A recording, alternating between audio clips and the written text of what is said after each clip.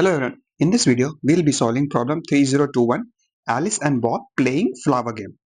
The problem statement is about a turn-based game that is played between Alice and Bob. Both players will take turn to pluck a flower from two lanes and the player who picks the last one wins. The problem statement is asking us to calculate what possible combinations of flowers could be between a certain range in the two lanes which can guarantee Alice's victory. This is a short summary of the problem statement. You can read through the details to get a better idea. There are few rules and conditions given to us. The most important one is each player can pick a single flower from each of the lane and the player who picks the last one wins.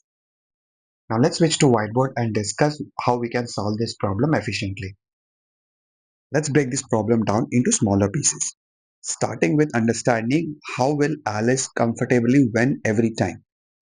Because there are two lanes given to us, X and Y, with some number of flowers, and each player will take turn to pick a flower from either of the two lanes. As the player who picks the last flower wins, we need to make sure that Alice is the one who gets to do that. So we are looking for the total number of flowers between X and Y, which will give us the confidence that Alice will always be picking the last flower, making her the winner. I hope this part was clear. Now, even though we have two lanes, X and Y, and the player needs to pick flowers from either of the two, it does not matter how many flowers are there on each of the range. Right now, we should be focusing on the total number of flowers between the two lanes that can guarantee Alice picks the last one. As this is a two-player game where each player gets their turn, the only way Alice can get the last flower or the last turn is if we have a total of odd flowers across the two lanes. Let's take a short example where we have a total flowers of 3. If Alice takes the first one, the remaining will be 2. Bob goes next, the remaining is 1. In Alice's next turn, she picks the last flower, making her the winner. As we know for sure that Alice is always going to start first when the game begins, we can be certain that odd number of flowers will always ensure her victory. If we had even number of flowers, then Bob will be the one picking the last flower, making him the winner. As we need to identify the possible number of pairs between X and Y whose sum will be odd, let's discuss if there is a pattern to determine that. To get an odd sum between two numbers, let's say x1 and y1, either of the two should be even and the other should be an odd. One number being an odd while other being the even number is the only way to get an odd sum. Based on this theory, we need to determine possible combinations of odd numbers in X and pair it with even numbers in Y and add it with the same combination but just reverse the requirements. That is even number in X and odd numbers in Y. Let's do a short dry run to understand this approach better. With X is equals to 3, there are total of 3 odd numbers, 1 and 3, while even number is only 1.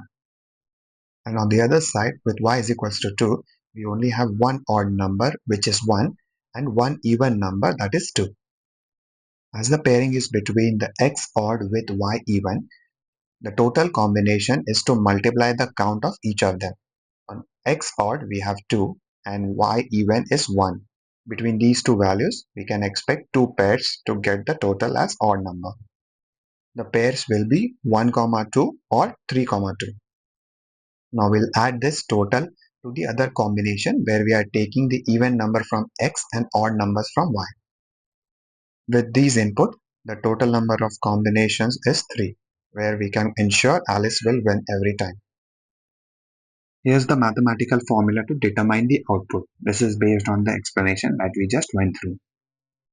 With this solution, our time complexity is O of 1, as we can simply use the division operation to calculate how many even and odd numbers are there in X and Y and then use the formula to calculate the pairs. As we don't need to run any iteration on X and Y, the time complexity is constant time, that is O of 1. While the space complexity is also O of 1, that is constant space, as we are using few variables to record the X and Y odd and even numbers. I hope you are able to understand this explanation. Let me show you how you can implement this using Python. In this Python implementation, I start by calculating the odd and even numbers in X range.